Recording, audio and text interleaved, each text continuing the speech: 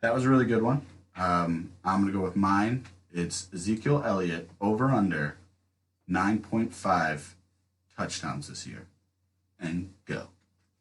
I'm going to take the over on that. I can see him getting double-digit touchdowns just because, by virtue of the fact that he's on a team in an offense that should be inside the red zone often.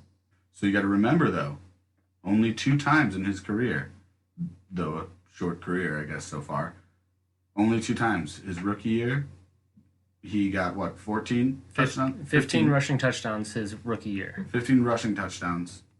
And the last year, he got 12? Yeah, he got 12 rushing touchdowns last year. And then the 2 years in between, he had 7 rushing touchdowns in his sophomore year, 6 rushing touchdowns in 2018.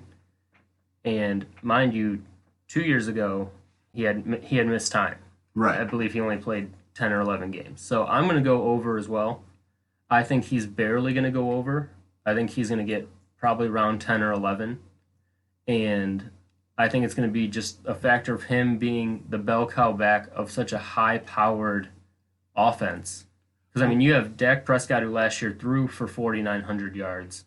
He has all the weapons at his disposal. The NFC East doesn't play very good defense.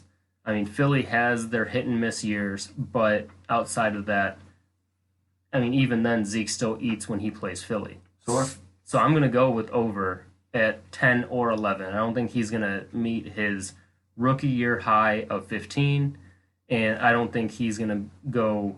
I don't see him having only 6 or 7 rushing touchdowns this year. So I'm going to go over at 10 or 11.